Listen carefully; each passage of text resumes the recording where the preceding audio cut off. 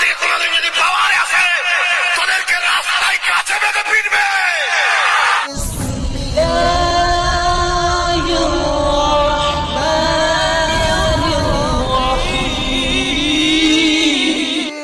এই যে ফটোটা আপনারা দেখছেন, এই ব্যক্তিটাকে চেনেন? এই ব্যক্তিটা এই আমাদের ওয়েস্ট বেঙ্গলের লক্ষ লক্ষ যুবকের আইকন, লক্ষ লক্ষ যুবক যুবতীর নয়নের মণি। এই ব্যক্তিটার জন্য পশ্চিমবঙ্গের কিছু যুবক যুবতী নিজের জানও দিতে পারে এবং অন্য জনের জান কেড়েও নিতে পারে। এনারই একটা বক্তব্য আছে যে অমুক ব্যক্তির মাথা নিয়ে আসলে এত লাখ টাকা দেব, এনারই বক্তব্য ছিল সেটা। তো প্রিয় দর্শক, যে ব্যক্তির কথায় এই পশ্চিমবঙ্গের যুবক যুবতী নিজের জান দিয়েও দিতে পারে এবং অন্যজনের জান কেড়েও নিতে পারে, তার কিছু বক্তব্য আমি আপনাদেরকে শোনাবো, আপনারা শোনেন। ঘরে চলে যাবেন, ঠান্ডা মাথায় থাকবেন। কুকুর কামড়াতে এলেও কুকুরকে কামড়াবেন না। ভালো করে মুগুর রেডি রাখুন, ঠিক দিনে মারবো। কথা বুঝছেন না, বোঝেন না? আর মনে রাখবেন, এটা আমার বাংলার বাঁচানোর লড়াই। বাংলা বাঁচানোর লড়াই। 2, 10, 20 লাখ লাশ পড়ে গেলেও অসুবিধা নেই, বাংলা বাঁচানোর লড়াই। থামেন, আর একটা শোনেন। রেখে দে, আব্বাস সিদ্দিকী ভাষাবার মতো মায়ের লাল পয়দা হয়নি বাংলায়। চ্যালেঞ্জ দিয়ে বলে যাচ্ছি, চ্যালেঞ্জ দিয়ে বলে যাচ্ছি, এইসব খালে পানি থাকবে না, রক্ত দেখতে পাবি আব্বাস সিদ্দিকীকে ফাঁসতে গেলে। এটা বলে গেলাম, সেদিন আর নেই। আল্লাহ শকর, 18 থেকে 30 যুবক আর যুবতী ভাইজান ভাইজান ভাইজান ভাইজান ভাইজান ভাইজান ভাইজান, ঠিক না বেটি? দেখলেন তো?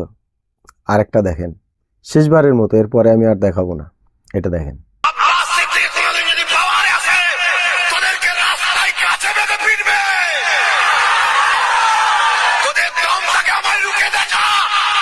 এবারে আপনারা ভাবেন, এই পশ্চিমবঙ্গে এতগুলো জায়গা থাকতে ভাঙড়ে কেন মুসলমান নিজেরা মারামারি করছে, মারামারি করে মরছে, ভাই ভাই মারামারি করে মরছে, বাপ বেটা মারামারি করে মরছে? তার কারণ এইগুলো। এই যে বক্তব্যগুলো আমি আপনাদেরকে শোনালাম, এইগুলো আপনারাই চিন্তা করেন।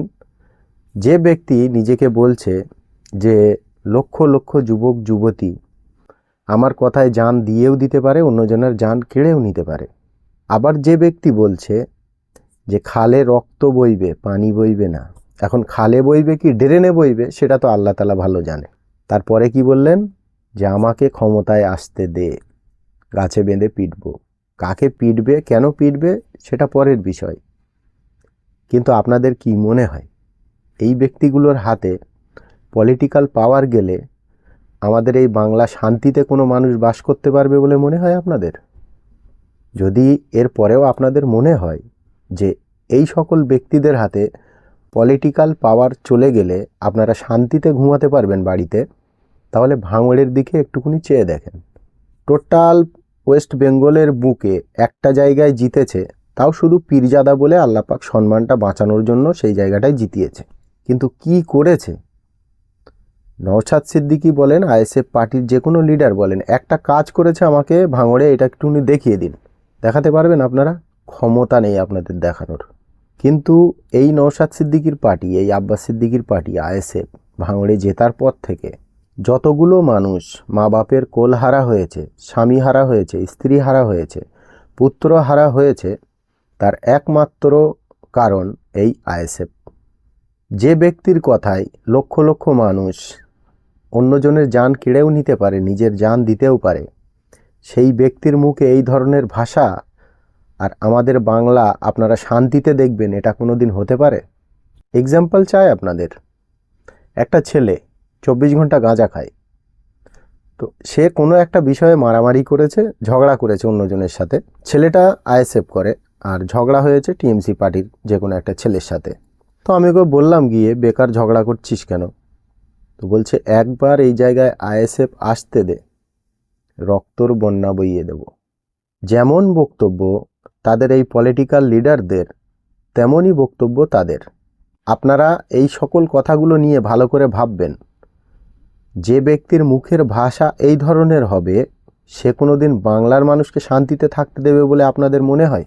যে সকল জিনিসগুলো আমি রিয়েলাইজ করছি, এই ব্যক্তিদের হাতে পলিটিক্যাল পাওয়ার চলে গেলে বাংলায় একটাও মানুষ নিজের বাড়িতে পর্যন্ত শান্তিতে ঘুমোতে পারবে না। এই যে ভাষণগুলো ইনি দিলেন, আপনারা দেখলেন 2014 পর থেকে বিজেপির নেতা মন্ত্রীরা ঠিক এই ধরনের ভাষণ দেয় এবং এই ধরনের ভাষা ব্যবহার করে। কাদের বিরুদ্ধে? মুসলমানদের বিরুদ্ধে। এই যে ব্যক্তিটা এই 3টে ভাষণ দিল, ইনি কাদের বিরুদ্ধে বলছে? মুসলমানদের বিরুদ্ধে। কেন বলছি জানেন? ইনি খুব ফতোয়াবাজি করে, খাস করে একটা মানুষকে টার্গেট করে। এই ফুরফুরার কিছু পীরজাদা আছে, তারা সবসময় গালাগালি করে। আর যে পার্টিটা ইনি তৈরি করেছেন, এই পার্টির নেচার এত খারাপ।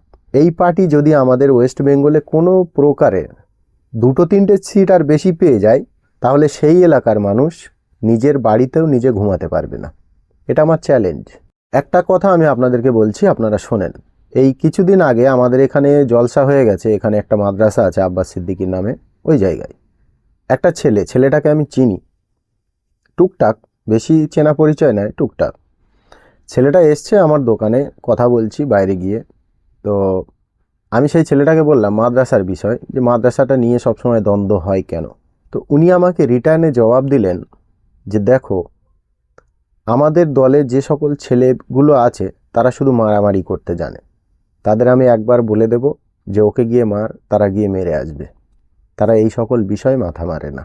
মানে কতটুকু শিক্ষা পায়ের নিচে আছে এদের আপনারা জানতে পারবেন এই সকল জিনিসগুলো দেখলে, রিয়েলাইজ করলে। আমি তো নিজের চোখে দেখেছি। আমাদের এই গ্রামের এই মাদ্রাসাটা নিয়ে আব্বাস সিদ্দিকীর অনেক দ্বন্দ্ব আছে, কিন্তু সেই বিষয়ে আমার কোনো আলোচনা নেই। ইভেন্ট জলসার দিনে যখন সেই ব্যক্তিটাকে আমি পরিচয় চাইলাম, সেই ব্যক্তিটা আমাকে বলল আমি আহলে সুন্নাতুল জামাতের সেক্রেটারি, আমাদের এই অঞ্চলের আহলে সুন্নাতুল জামাতের সেক্রেটারি নিজেকে দাবি করেছে। আর এটাই সত্য। কিন্তু সেই ব্যক্তিটার মুখে এই ধরনের ভাষা, যে আমাদের দলে যারা আছে তারা শুধু মারামারি করতে জানে, খালি একবার বলে দেবো ওকে গিয়ে মার, মেরে আসবে।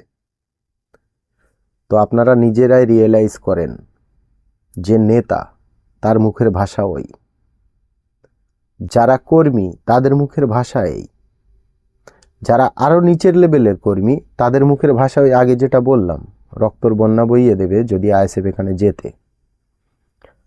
আর ইভেন্ট আমি আপনাদেরকে বলছি, দুদিন আমাদের পানিগোবরার দরবার শরীফের জলসা হয়ে গেছে ইসালে সওয়াব। দুদিনেই জলসার শেষে 2টো ছেলে বাইকে করে আমার দোকানের এখান দিয়ে বাড়ি যায়। আমি দোকানের ভিতরে বসে থাকি। একদিন এখান দিয়ে সে বলতে বলতে রানিংয়ে বেরিয়ে গেছে যে কুপিয়ে মেরে ফেল দেবে।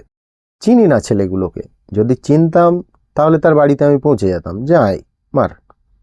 লাস্টের দিনে ওরা আমার দোকানের কাছাকাছি এসে নারায় রিসালাত দিয়েছে, দিয়ে তকবীরের ধ্বনি দিয়েছে, দিয়ে ঠিক আমার দোকানের সামনে এসে গালাগালি দিয়ে বলছে কুপিয়ে এই করব ওই করব, তোর দোকান ভেঙে দেব। রানিংয়ে বলতে বলতে চলে গেছে খুব জোরে জোরে। তো আমি সেই ছেলেগুলোকে বলতে চাই, নিশ্চয়ই তারা আমার ভিডিও দেখেছে, আমি তাদেরকে বলতে চাই তোর বাপ দাদা 14 পুরুষ চেষ্টা করেছে, তোরাও এসে দেখ একবার। তুই যাদের ভক্ত হয়েছিস তাদের ভিতরে শিক্ষা কিছু নেই। আর এই যে আমার দোকান ভাঙার কথা বলছিস, তো একটা কথা আমার শুনে রাখ, দম থাকলে আমার সামনে এসে বল। আমি একবারও তোকে বলবো না যে তুই ভাঙিস না, আমি শুধু তোর পরিচয়টা জানতে চাই, তারপরে তুই ভাঙ। তুই যাদের ভক্ত হয়েছিস, একটা জাহিলের ভক্ত হয়ে সমাজে অশান্তি সৃষ্টি করার চেষ্টা করছিস, সেই মূর্খর কাছ থেকে আর তোদের কাছ থেকে আমি যদি টোটাল আমার এই দোকানের মালের পয়সা রিকভারি না করতে পারি, তা আমার নামে কুকুর পুষবি তোরা। তো যদি মুসলমানের বাচ্চা হয়ে থাকিস, ইমান তোদের আছে বলে আমার তো সন্দেহ হয়, যদি মুসলমানের বাচ্চা হয়ে থাকিস তাহলে আমার সামনে এসে ভাঙিস। যার অসুবিধা আছে ভাই ভাঙ, আমার কোনো অসুবিধে নেই। আপনারাই চিন্তা করেন, যে পার্টি তৈরি করেছে আব্বাস সিদ্দিকী, কিছু মানুষ তার পিছনে হৈ হৈ করে বলে সেই মানুষের জোরে নবিয়ানা মেম্বারে উঠে এই ধরনের বক্তব্য দিয়ে যায়, আর তার ভক্তদের মুখের ভাষা এই রকম, তাহলে তাদের হাতে কি আমাদের বাংলা সুরক্ষা থাকবে বলে আপনাদের মনে হয়? একটা জায়গায় জিতে আছে, সেই জায়গার মানুষ আজও পর্যন্ত শান্তিতে ঘুমাতে পারে না। আর আপনাদের কি মনে হয় এদের হাতে পলিটিক্যাল পাওয়ার গেলে বাংলা শান্তিতে থাকতে পারবে কেউ? যদি আপনাদের মনে হয় যে বাংলার মানুষ শান্তিতে থাকতে পারবে, তাহলে most welcome to the BJP government in West Bengal. যে ধরনের ভাষা এই ব্যক্তি ব্যবহার করে, যে ধরনের নোংরা ভাষা এই ব্যক্তি ব্যবহার করে, আর যে ধরনের গালাগালি নবীর মেম্বারে উঠে কোনো ব্যক্তিদেরকে টার্গেট করে দেয়, এই ব্যক্তি এবং এনারই আরও ভাই আছে, চাচা আছে, তারা যে ধরনের গালাগালিগুলো দেয়, এ থেকে টোটালি বোঝা যায় যে দাদা হুজুরের সাথে এদের কোনো সম্পর্ক নেই। কোরআন হাদিসের ভুল ব্যাখ্যা, সমাজের ভালো ভালো আলেমদের নামে গালাগালি, এ থেকে কমপ্লিট বোঝা যায় যে দাদা হুজুরের সাথে এদের কোনো সম্পর্ক নেই। চলেন আর একটা ছেলে এদের বিষয় কিছু বলছে, আপনারা শোনেন, বিশেষ করে এই ব্যক্তির বিষয়। সমাজের দিকে যদি তাকানো যায়, কিছু জাহেল আব্বাস সিদ্দিকের মতো অশিক্ষিতরা, মূর্খ ভণ্ডরা, তারা হাদিসের অপব্যাখ্যা করছে। বলছে দয়াল নবী বলেছেন যে একটা হাদিস সুনানে তিরমিজির হাদিস পেশ করেছে, মান রাআ মিনকুম মুনকারান ফালিয়ুগাইয়িরহু বিয়াদি ফাইন লাম ইয়াস্তাদিফা বিলিসানিহি ফাইন লাম ইয়াস্তাদিফা বিকলবিহি ওয়া যালিকা আদআফুল ঈমান। তিনি এই হাদিসটাও পড়তে পাচ্ছেন না, হাদিস নাম্বার দিয়ে বলে দিচ্ছে এই হাদিসের দ্বারাই নাকি সব কাফের হয়ে যাচ্ছে। আল্লাহ রসুল বলেছে অন্যায় দেখার পরে হাত দিয়ে প্রতিবাদ করো, যদি তা না পারো জবান দিয়ে প্রতিরোধ করো, যদি তাও না পারো দিলে দিলে সেই কাজটাকে ঘৃণা করো। এটা হলো ইমানের সব থেকে দুর্বল স্তর। আর এই অপদার্থ হাদিস কোরআন কিছু বোঝে না, বলছে এর দ্বারাই নাকি কাফের প্রমাণ হয়ে যায়। দয়ার নবী বলেছেন এর দ্বারাই মানুষের কমজোরি ইমানদার বোঝানো হয়েছে। আমি 3টে প্রশ্ন করেছি, এখনো উত্তর দিতে পারে। এই ভাই 3টে প্রশ্ন করে রেখেছে অলরেডি, তার উত্তর এখনও পাইনি। আমি অনেক প্রশ্ন করে রেখেছি, তার উত্তর আমি এখনও পাইনি। যাদের ভিতরে কোরআন হাদিসের জ্ঞান নেই, তারা ধর্মটাকে ঢাল বানিয়ে বাংলায় রাজনীতি করে বাংলার মুসলিম জাতিটাকে একটা বিপদের দিকে ঠেলে দিতে চায়, আর সেটা বোঝার ক্ষমতা নেই বাংলার কিছু অংশের মানুষের। ভোট আপনি কাকে দেবেন সেটা আপনার ব্যক্তিগত ব্যাপার, এটা নিয়ে আমার কোনো মাথা ব্যথা নেই। কিন্তু আপনারা একটু চিন্তাভাবনা করে দেখবেন, যে ব্যক্তির টোটাল পরিচয় এই ধরনের নোংরা ভাষা এবং গালাগালি, মানুষের নামে উল্টো পাল্টা কথা, কোরআন হাদিসের ভুল ফতোয়া, নোংরা কথাবার্তা, এই ধরনের ভাষা যে ব্যবহার করে, তাকে যারা ফলো করে, তাকে যারা নয়নের মণি বানিয়েছে, তার জন্য যারা লোকের জান নিতেও পারে, নিজের জান দিতেও পারে, সেই ব্যক্তিগুলোর শিক্ষা তাহলে কতটা? আমি আপনাদেরকে বলছি না যে আপনারা ওকে ভোট দেবেন না, একটু আপনারা রিয়েলাইজ করে দেখবেন, যে ব্যক্তি কোরআন হাদিসের ভুল ব্যাখ্যা দিয়ে, মানুষের নামে নোংরা গালাগালি করে, নোংরা ফতোয়া দিয়ে, যাদের পায়ের ধুলোর যোগ্য না তাদের নামে কাফের, বেঈমান, বেদিন ফতোয়া দিয়ে আজকের এই জায়গা, এই পজিশনে দাঁড়িয়েছে, যে বাংলার কিছু মানুষ এর পিছনে হই হই হই হই করে বেড়াচ্ছে। এবং আপনাদের যদি মনে হয় একে ভোট দিয়ে বাংলাটা শান্তিতে থাকবে, তাহলে সেটা আপনাদের ব্যক্তিগত ব্যাপার। কিন্তু এনার ভাষাগুলোকে নিয়ে একটু রিসার্চ করবেন, এনার ফতোয়াগুলোকে নিয়ে একটু রিসার্চ করবেন, কোনগুলো কোরআন হাদিসের সাথে মেলে। আপনারা পেয়ে যাবেন যে বাংলা শান্তিতে থাকবে কি ভাঙড়ের মতো এই রকম হবে। গালাগালি দেওয়ার আগে একটু ভালো করে ভেবেচিন্তে তারপরে গালাগালি দেবেন।